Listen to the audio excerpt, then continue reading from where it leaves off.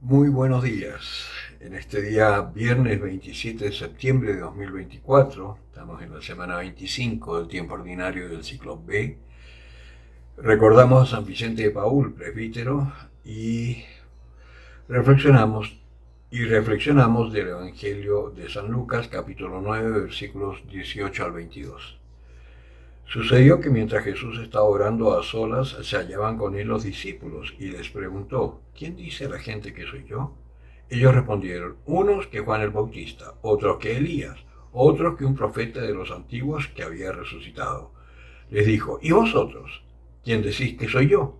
Pedro le contestó: el Cristo de Dios. Pero les mandó enérgicamente que no dijeran eso a nadie.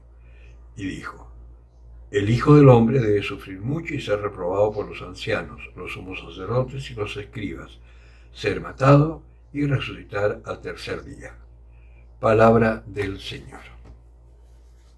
Por supuesto, cuando el Señor decía estas cosas, los discípulos no entendían mucho qué era realmente lo que quería decir, porque era difícil entender esto de morir y resucitar. Es algo fuera de lo común. A nosotros también nos sucede lo mismo, que nos cuesta mucho entender las Escrituras, el sentido profundo de las Escrituras.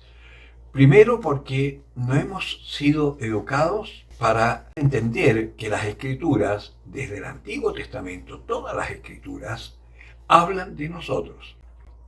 Cuando el Señor les dice a los discípulos: escrutad las Escrituras, ellas hablan de mí, está diciendo una gran verdad. Pero también ellas hablan de nosotros, porque hablan de toda la realidad del ser humano. Y Jesucristo, aunque era Dios, no hay que olvidarse que era un hombre como tú y como yo. Y si las Escrituras hablan de Él, también hablan de ti. Y hablan de todos los hijos de Dios, y habla también de todo lo que sucede en el mundo. Como no hemos sido educados así, sino que la Escritura la entendemos como algo intelectual o la entendemos literalmente, pero no existencialmente, nos cuesta mucho entender cuál es nuestro destino y qué es lo que Dios quiere de nosotros. Ahora, ¿cómo se puede leer la Escritura? Hay dos caminos. El camino más difícil es en tu casa, en oración, pidiéndole a Dios la luz, leyendo la Escritura por trozos, meditándola y pidiéndole al Señor que te ilumine para poder encontrar el sentido de la palabra. Y el Señor lo hará, solo que es un camino largo, porque hay muchos factores que se tienen que conjugar. Primero, estar en absoluta paz y reconciliado con el Señor, es decir, confesado sin cometer pecado. Tener por lo menos una media hora de oración en silencio, profunda, pidiéndole al Señor la gracia. Luego, leer y ojalá con una buena Biblia, como la Biblia de Jerusalén, que es la Biblia que usamos los sacerdotes, la más cara, pero la mejor y la más completa. Tiene notas al margen que te ayudan a entender parte de las Escrituras. Te pones a escrutar las Escrituras. Como dice el Señor, escrutad las Escrituras. ¿Qué significa escrutar las Escrituras? Que tú en una frase, si te fijas en la Biblia, hay asteriscos o hay notas al margen. Los asteriscos te llevan a unas notas al pie de página. Las notas al margen te llevan a otras citas bíblicas. Y tú, caminando por la Escritura, escuchando la voz del Señor de distintas formas, puedes llegar a entender cuál es realmente el mensaje que Dios tiene para ti en ese momento. Yo les enseñé a escrutar, y si ustedes ven mis videos anteriores de los primeros años, en un momento hay uno que dice cómo escrutar las Escrituras. Yo les enseñé cómo hacerlo. Busquen el video y si quieren hacer ese proceso pueden hacerlo. La forma más fácil, ¿cuál es? Formar parte de una comunidad neocatecumenal, que es una comunidad prebautismal. Se llama neo porque es un catecumenado postbautismal, pero con tal cual como se hacía en la iglesia primitiva, tal cual lo que hizo Jesucristo con sus discípulos, lo que hicieron los discípulos a su vez con los suyos y lo que hizo la iglesia durante los primeros siglos. Cuando ya empezaron a bautizar a los bebés el catecumenado quedó en manos de los padres y los padrinos y le empezaban un catecumenado muy sencillo, explicándole las escrituras y enseñándoles a ver la palabra de Dios como parte de su historia. Y ese catecumenado primitivo duraba más o menos hasta los 12, 14 años para prepararlos a la primera comunión y confirmación, que eran una sola cosa. Con el tiempo hubo que separar la primera comunión de la confirmación, se supone, para dar más tiempo aún para que puedan entender lo que es realmente ser hijo de Dios.